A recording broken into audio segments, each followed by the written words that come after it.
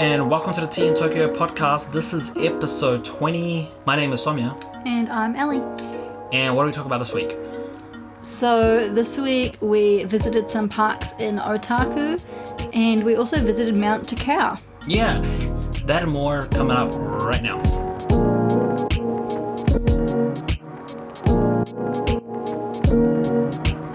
Okay, so in the final week before we go back to work, we decided it was time to do a little bit of exploring again. Mostly because the state of emergency ended in Japan. Well, in Tokyo. Actually, in all of Japan. Ended on the 1st of June. So we decided to go and explore a little bit. No, wait, it didn't even end on the 1st of June. Yeah, it didn't end on the 1st. The 1st of June is when we go back to work. Yeah, you're right. It was the 23rd. So it was meant to end on the 1st of June. Yeah, but it ended a week early. Yeah. So we thought, alright, cool. Well, let's go to a couple of places. And especially let's go like during the week while we still had work off, but we knew that everyone else would be at work. So it'd be quiet. And it was actually really nice. So we started off going to a couple of parks in Ota-Ku because we thought, let's start off by not going too far. And it actually turns out there's some really nice parks in our area anyway. Yeah. Ota-Ku is actually the largest province in Tokyo. Oh, sorry, ward in Tokyo. Yeah. So there's plenty to do here. Which is weird because I feel like you don't hear about Ota-Ku. Like I hadn't heard about it until... Yeah, because it's got like, it's the biggest, but by population it's only like, it's like middle of the pack, So yeah, which is like a good thing, here. right? Because it means it's got more space than the other ones. Exactly. Yeah, we're going to go to like an aquarium, but then turns out it's closed. We're going to go to this other like bird park, but that was closed. So quite a lot was closed. But it's okay, because the one that we went to was actually really nice. So, it was so cool. You can pronounce it. I don't know if I'm pronouncing it right, but it's Senzo-Kuike. Yeah, and it's Kuike? Yeah, I don't know, Kuike. So you can pronounce it how you like. Senzo-Kuike. So we bussed over there from our place. It only took like 15 minutes to get there. Yeah, just the one bus. And man, like we wouldn't really know what to expect from this because it's it's just like a local park. It was literally just on. So I keep on getting sponsored posts from like the Facebook page called Visit Ota Ward or something, and so I tagged Soumya in a post that was advertising this park ages ago. But yeah, it didn't actually say much about it. Just said try visiting this beautiful park. So we were like, okay, sure. Your advertising has worked on us.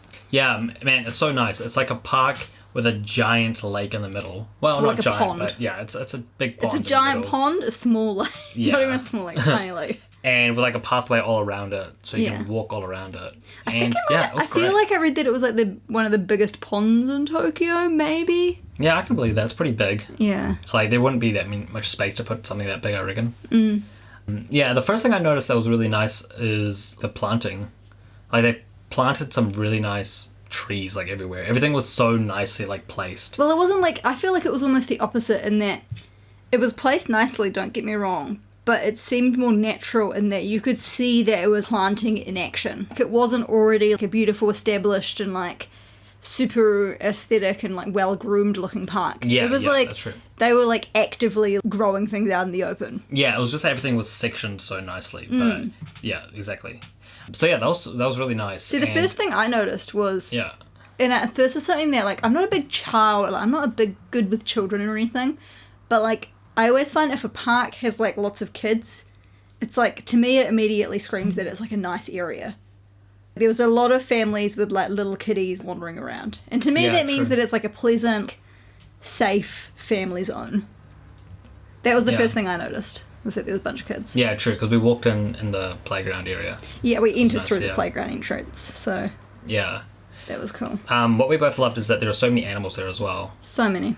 Fish, which apparently were catfish, but we're not quite sure. Yeah. And giant koi fish, I think. Yeah, they like all looked kind of the same, but some of them had whiskers and some of them didn't. So apparently that means they're two different types. So the whiskers one was definitely a catfish, it has to be. And then the other one, it was gold, so we'll go with koi. And they obviously like got fed because whenever they heard you walking, so there was like wooden walkways all the way around the pond, and like if they heard the vibrations of you walking on it, like so many of them would like swim towards Yeah, I find that so interesting because you never expect fish to behave in the same way that you would expect like a mammal to behave. I don't know, I feel like surely we know that because like eels do that in New Zealand. But yeah, I feel like for like, I don't know, I always think of eels as being different from actual fish, right? I like categorize them separately in my head. I don't even think about that. I don't know. But yeah, so it's kind of weird to just have normal fish like behaving like little pets. Yeah, and there were turtles there as well. Yeah. Actually, that's kind of it, I guess. No, there was also like ducks and ducklings. We saw a bunch of ducklings, which was cute. True. And there was cats, and there was people with their dogs. So we literally had everything we could possibly need. Yeah, and also on top of there being like animals in a nice park, there was even like a cool little shrine like in the middle. Yeah. That you have to go over a little bridge to get to and stuff. You know, one of those standard like super aesthetic reed Japanese like, bridges. Yeah. To get to it, which was cool. One thing I really wanted to get a photo of that I just couldn't get was occasionally the fish would jump out of the water, and we were so confused the first time because we just heard it. And then you kind of see the splash. And I thought for sure something had fallen off a tree. You know, I was like, what the hell was that? Because that was so loud. It was such like a heavy splash. And then we noticed there was like, fish literally just jumping out. Who knows I wonder why? if they were like fighting or something. Yeah, I reckon Well, you know surely. It's just that was like the end of spring. Maybe they were, you know, making babies. Yeah, true, maybe. I don't know how fish do that, so who knows. But yeah, I could never time it. You know, that's impossible to time. Yeah, you can't predict because they weren't jumping out regularly enough that you could just like stop and stare at the same spot for ages. Yeah. It was very like intermittent.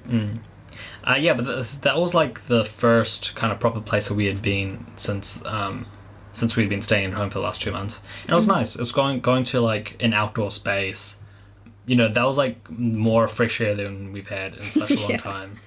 It was even raining, but because it's so warm, it didn't even matter. Oh yeah, like I bought my umbrella because I knew it was going to rain, but like we still were just wearing like our t-shirts. Like you didn't need to layer up because it was so humid. Yeah. It was good.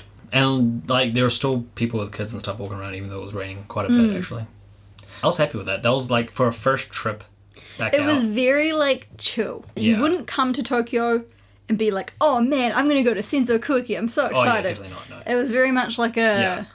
This is, I reckon any park like this is, even, we'll talk about later that we went to Mount Takao, but even that is, I feel like something for people that live here.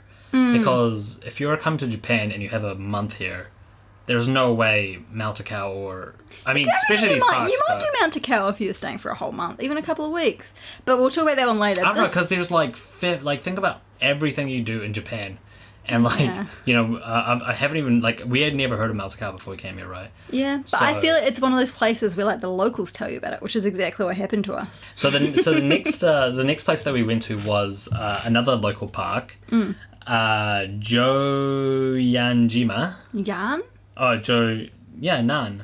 No, Jonanjima. Yeah, Jonanjima. Yeah, Jonanjima. Seaside Park. Yeah, that's right. That's what it was called, Seaside Park. Yeah, this one was right next to the airport. Haneda Airport. Yeah, Haneda Airport.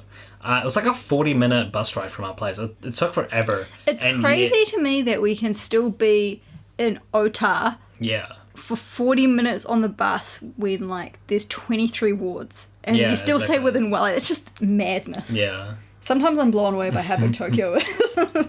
Yeah, and this was the Seaside Park, obviously, like a walk around the harbour. Another perfect thing to do to ease our way back out of isolation. Although it was one of those things, right, where when we were going there, because I just like looked up again, the same like Visit Ota Facebook page suggested it, and so I was like, sweet, let's do it. The same day I think we saw it, the next day we decided to go. It goes through like an industrial area, so I feel like you wouldn't be there naturally unless you like plan on going. So yeah, we caught the bus, and it was just like a beach, right? I think it's a nice place to go if you want to go for a wee walk. If you're there for the beach, like that's not good at all. You're not going there for the beach, yeah. You're not actually allowed to swim there because on one side it's the airport and on the other side it's like the shipping port. Yeah.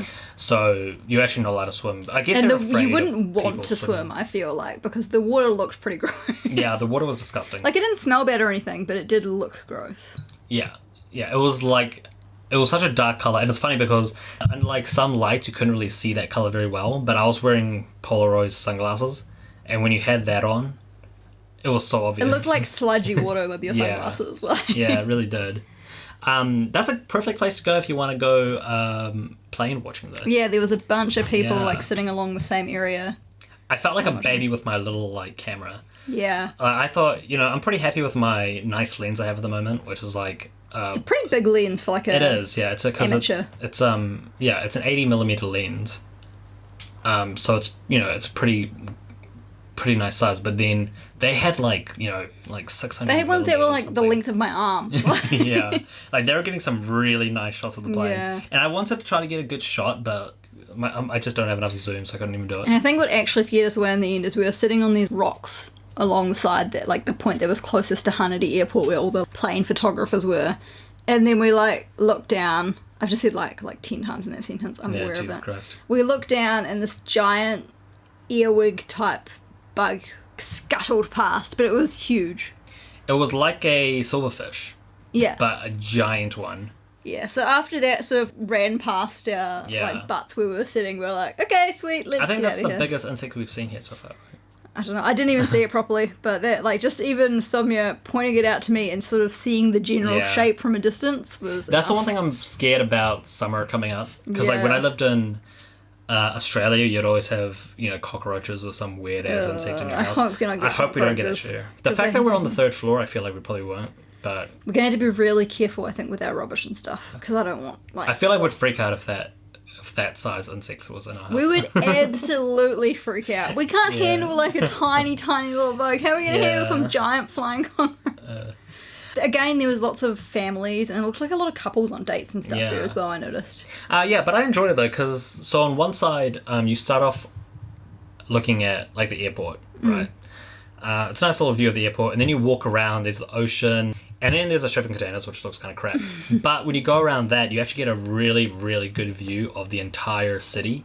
Like, you can see every single building from the Tokyo Tower to the Tokyo Skytree. And you can also see the Rainbow Bridge.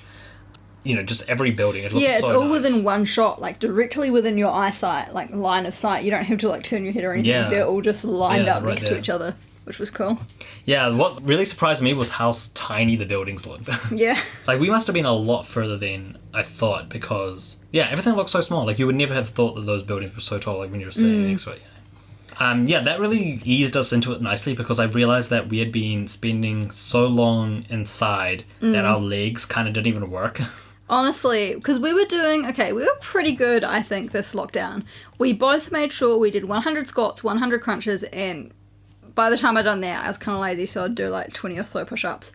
But, like, we did that every day, so we weren't completely, like, inanimate 24/7, but that wasn't enough to prepare us for actually, like, walking, you know what I mean? Oh, no, yeah, we didn't do any cardio at all, so... And so, our endurance has become, like, crap. Yeah.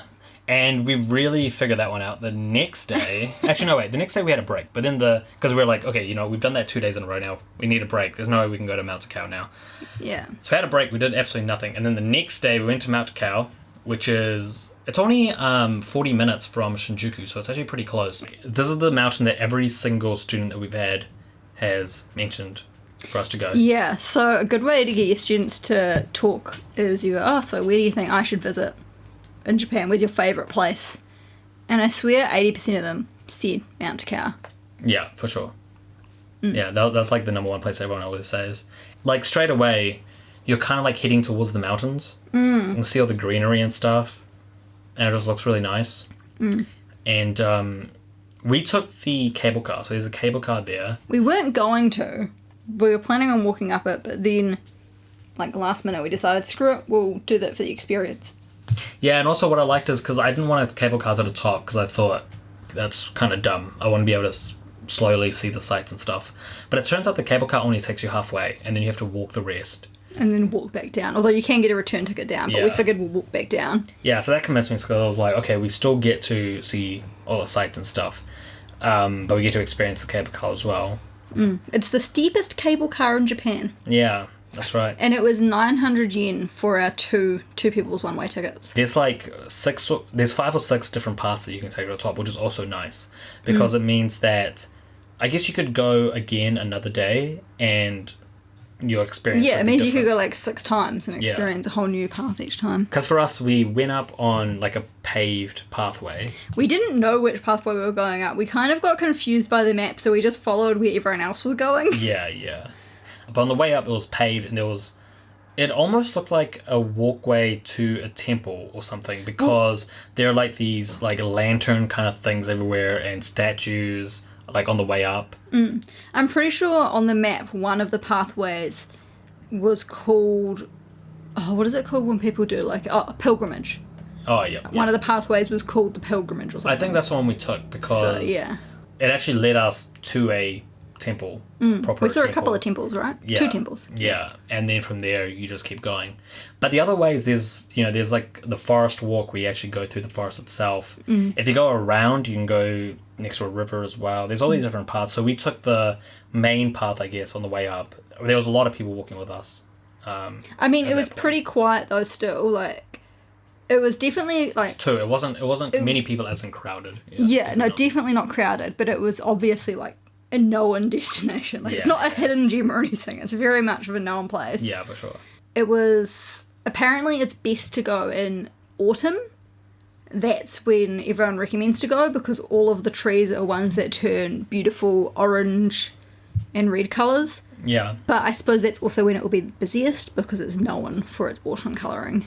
One thing that it said is that there are flying squirrels there, but we didn't see any. Well, we don't know if it said that. We saw there was like a couple of flying squirrel statues and then a couple of information boards that spoke in Japanese about flying squirrels. For all we know, those boards said these went extinct 200 years ago here. Yeah, who knows, man, maybe.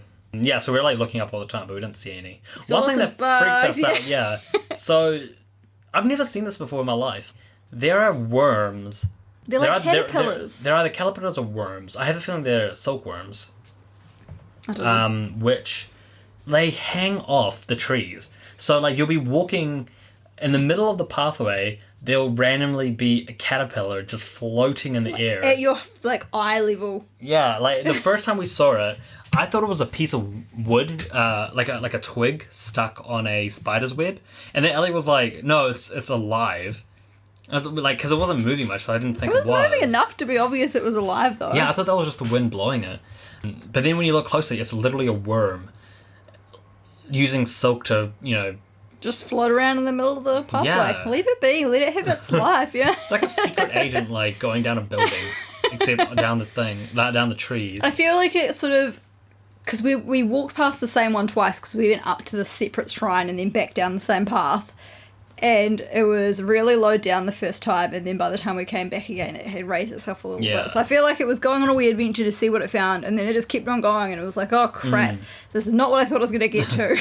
And it's a lot of silk, by the way, because that was at least 10 or 15 meters. Yeah, it was a pretty high tree that it was coming from. It was super high, and it was so freaky. So we were kind of thinking, man, we do not want to walk into that just randomly. Yeah, on top of that, there's so many bugs. I don't know if this was just this area or Japan in general that just hover, like flying bugs that just hover in spots. So it's like not only are you watching out for like flying bugs now we've got to look out for worms just swaying in the breeze. Yeah, if you've ever seen District 9, that alien movie, the bugs look a lot like that, where they're just floating above the city. I don't remember that movie. Yeah, it honestly just looks like alien ships just floating. It's really weird because they must be really good at like balancing themselves in the air, because those bugs, they don't move at all, like side to side. They're literally just in that one spot. I think to like everyone listening right now, we sound like such city people. Yeah, probably. So anyway, we took the normal path up. The views from the top are pretty nice. Like they weren't amazing, but you get to see the entire Tokyo landscape. Yeah, so on one side you can see the city, and then on the other side you can see it's got like an image that shows the names of all the mountains that you're looking at, and apparently you can see Mount Fuji on some days, although obviously we didn't. Yeah, I think seeing Mount Fuji is super rare because it's always covered in clouds, but you have a chance to see technically you could, yeah. Yeah. I said it was an average view. Nah, it's actually a pretty decent view. Yeah, it was a pretty good view. Yeah. And the weird thing about, I think it's probably because Japan is so populated and it is a popular mountain, there was restaurants at the top of it. Just a couple of small ones, like a couple of ramen places and places that sold beer, and then we got ice cream. Yeah. Which is just so, you'd never climb a mountain in New Zealand and just have a couple of like casual restaurants at the top. Yeah, that's true. I don't know if that's normal in other countries, but for me that was pretty like, man, this is not as secluded as it felt at all. The fact that you get to the top and there's just people eating ramen. Yeah. Oh, actually, speaking of ice cream and stuff, when we were at the Seaside Park, that was the first time we used a vending machine here. Well, yeah, we both got ice creams. We Yeah. noticed that there was a line of children getting ice creams, and then we were the only two adults who got ice Yeah. cream. But so it's been, like, I can't believe... I thought, getting something from a vending machine would have been something I did in the first week. There's just so many. Yeah, there's too much choice. We needed that super hot day with the beach to get the mood right to want an ice cream. Yeah. So, and also, like, when we got an ice cream on top of Mount Takao, it's from, like, a machine. I mean, like... It's a person. yeah. Some of they're human beings. I know, I mean, they use a machine. It's like a soft serve, right? But it's really interesting because the soft serve that they use so interesting. is from a packet ice cream. It's like one that you buy in a supermarket, and they shove it in the machine, and it comes out Yeah, as but a soft... I think that they use the exact same machines in New Zealand, but instead of doing individually packaged ones, it's a giant tub that they shove into the machine, and then they make like 10 out of it. I know, but it's just another example of Japan individually wrapping everything. Yeah, like over-packaging. Even the individual ice creams that you get out of the soft serve machine is individually wrapped. Yeah. It's ridiculous. Pretty crazy. Yeah. So we took the main trek up to the top, which was, I think, like, track 1. And then on the way down, we took track 4, which was the forest track. And then on this track, there was, like 5% or less of the amount of people that was on the other one. I think I saw Almost nobody does one person in front of us, one couple past us, and then there's 2 ladies that we said hi to. Yeah. Compared to, like, the other track, there was always multiple people within your line of sight. Yeah. And this is what I liked. It was like a completely different experience. It felt like, to me, that was a way more authentic mountain walk. Yeah. Because there was no paved road. It was an actual, like, dirt track. Yeah, it's dirt, yeah. I definitely recommend going down it, not up it, though, because the steps and stuff are a lot more steep. The steps would, like, when we were walking down them, I was like, man, I really hope this isn't one of those ones that goes up and down several times. Because going back up the same steepness is like, my leg's not long enough to maintain that. Yeah. We were on Mount Takao for quite a while, so we decided that we should probably go down and, kind of make our way back to the train station. But obviously, we were still, going down a new path, so we were still looking at new stuff. But if you wanted to, you could actually keep going higher up. So we got to the top of Mount Takao, but there are other mountains in the region, or in that area. So you can take another path and go higher up onto another peak. But maybe another day. I feel like I was really happy with the way we did it. I think catching the cable car up left us with more energy to take multiple paths on the way down. Yeah. And to just enjoy the experience more. Yeah, that's right. Yeah, so on the way down, we were on the forest path until you get to, like, a point where you either have to go back to the normal path that we took before, or there was this other one called the waterfall path, and we were like, okay, cool, let's see a waterfall. That would be nice. Went down the waterfall path. No waterfall. There was no waterfall here. Yeah, I mean, there were places, like, it was waterfall in that... The water was falling? Water has to go downstream. Like, water has to fall downstream, down a mountain. In that sense, there was a waterfall, but in the sense of like what you would expect a waterfall to be, there was definitely no waterfall. There was like a little bit of a stream, and occasionally it would drop off like a meter. Yeah. Because of like a man-made structure. Yeah. It wasn't like a natural drop. Like, I don't know if the waterfall was actually like further off the path and you never actually see it, and it was just saying... Yeah, well, we were thinking maybe it was something, like it was a waterfall in the distance. Yeah. But, and we just didn't see it or something. Yeah. But I doubt it, though, because there would be signs and stuff, I reckon. Yeah. But yeah, so we took this other path.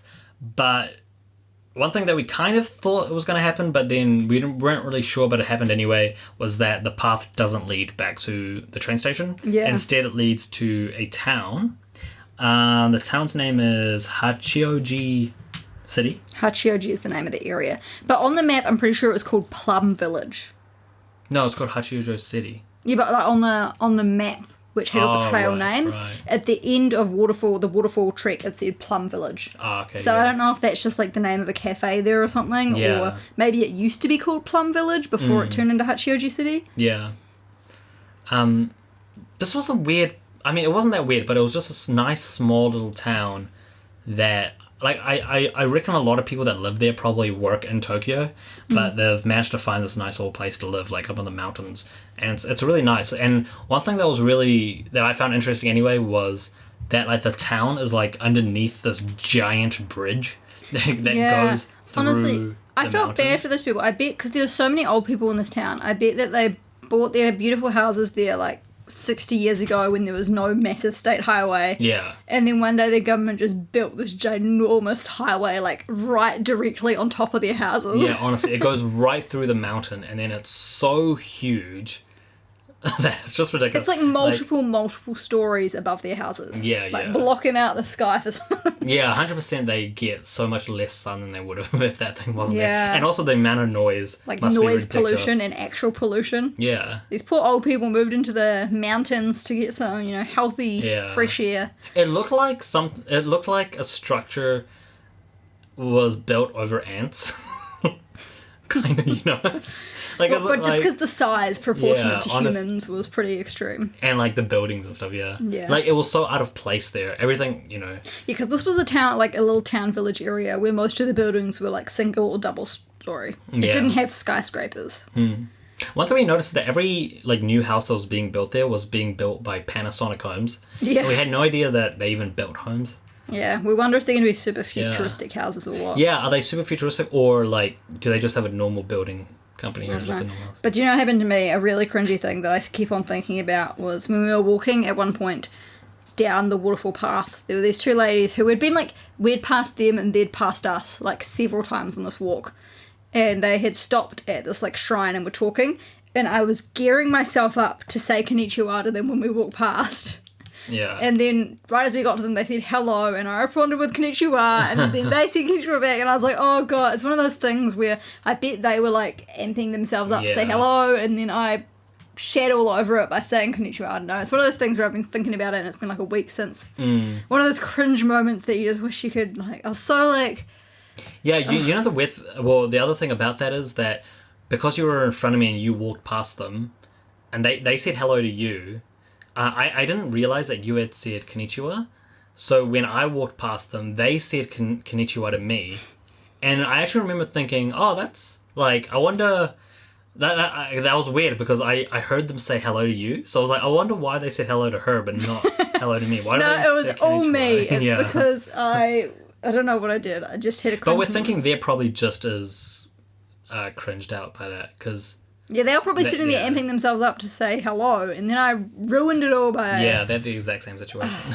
Yeah. They were nice, though. I think that's probably one of the first times in that sort of situation. Like, Japanese people always talk to you when you're still, but I've noticed that, like, in New Zealand, for example, when you walk past someone, you always smile at them. You do that awkward, like, closed mouth smile. Yeah. But you don't do that in Japan, probably because there's too many people and your mouth would get sore from smiling that much. Well, I've heard that in Tokyo they don't do that, but in Osaka they do it. Okay, and I Osaka, mean, this everyone was says a hi. small little city, so Yeah. maybe these people That'll were be- from that city. Yeah, that'll actually be interesting to see when we go to Osaka. Yeah. But yeah, so we came out in this, like, town, and I Google mapped how to get back to the train station, and we basically just walked through the town for...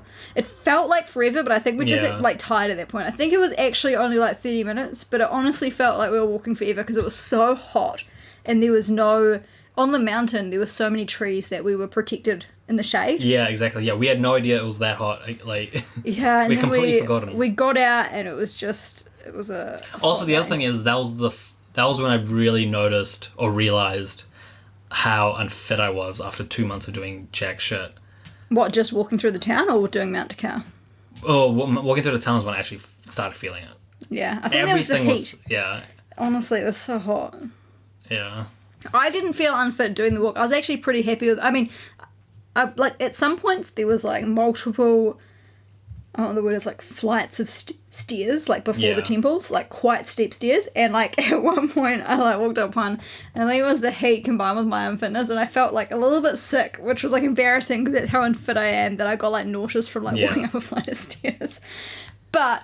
Even then, I recovered immediately as soon as I took a break kind of thing. So I was like, oh, sweet, it was just steep stairs. Man, the thing that made me realise how unfit I was how literally for like 3-4 days afterwards, my calves were in pain because I haven't exercised those muscles Yeah. in like so long. And when you had stopped up those flight of stairs, I went up the next flight of stairs. Then when I got to the top, I turned around and I said, okay, now we can take a break. But I hadn't realized that you had already stopped. Oh yeah, I'd already taken a Yeah, break. I said that to some random guy that was behind me, and I looked down. I was like, "Oh, what the hell? You've already taken a break." Okay. It's because I've realised, I was like, okay, you know what? I've just walked up like 3 steep I don't even know if flight of stairs is the right word, because it's not like they were one story each. Like, they were pretty, like... I don't know, anyone who's done Mount Takao is like, Ellie, those are not very steep stairs. They were steep enough for my level of unfitness. Yeah, we need to do a lot more Mount Takaos before we do Mount Fuji. Yeah, yeah. But, I mean, it was all good. Like, it was one of those things where we definitely were completely okay to continue. It's a good... Like, this is a mountain I would totally recommend to people who have, like, no fitness. Yeah. Because I think even if you have no fitness, you can totally go up and down with ease. But also, you know, this was 2 months after 2 months of doing absolutely nothing. Like, Yeah. I feel like if we had... You know, if everything was still normal, it would have been Even different. easier. Yeah. Yeah, this is all good. This is, you know, there was literally tiny children and old as people. I know, I felt like such a fatty when I was like struggling up those steps, and then this tiny as like little child just comes like, running after me, and I'm like, oh man, you God. can't compete with little kids' energy. You They really have can't. so much energy. Yeah. When they run up that sort of steps, I'm just like, how dare you? Yeah. You know? So that was kind of it, and then we left. One thing that we definitely realized is you have to always keep an eye out for when the rapid trains are coming. So in Japan, there's rapid trains, and then there's local trains. And local doesn't mean, like, it has nothing to do with, you know, how far you're going or anything. It's just that local trains go to every single stop, whereas rapid trains miss, you know, a couple of stops in the middle. They go to the main ones. Yeah. So on the way there, we took the rapid train, and then Which on the was way a back, coincidence. yeah. And on the way back, we were on the local train, and then at one point, because we weren't really paying attention because it was taking so long, we were like looking down on our phones or whatever. And when we looked up, we were at a stop, and our train was like completely empty. Everyone had left it. We were like, "What the hell's going on?" And we noticed on the other platform there was another train, and everyone was walking in that, and we were thinking, wait, is that a rapid train? Like, should we be going on literally the last second, I like spotted a sign thingy, you know, one of those flashing light signs on the side that said rapid, and it was the same colour as our train. And I was like, oh crap, Sonia, that's the rapid train. Should we get on it? And then the doors closed and it left. So it took us so long to get back home, whereas like those guys, it probably took like half the time, honestly. Less than half the time. The rapid train was so much faster than the like local one. So that's something to keep. Wait, less than half the time is more time. You know what I mean? More. Wait, is it? Yeah, because that's less than half the time. Because we're talking about time, but at the same time we're talking about percentages. No, less than half is a quarter or whatever. Yeah, a quarter isn't that much time saved. A quarter of the time to get there? That's pretty good. Is a quarter of the time more, or is it less? No, if it took a quarter of the time, that's less time. A quarter of the time. If I said, would you rather walk or drive to work? It'll take a quarter of the time if you drive. You know I mean it's going to take less time than walking. True. I think but a quarter could be 75% of the time. Like a No, quarter that's less. quarters. I know, but like it'll take a quarter of the time. Why are we having this conversation? All right, I don't know, but that's a confusing little thing there. We'll figure that out. So yeah, that was good. That was a nice couple of adventures there out in the open, out to get some fresh air. That was good.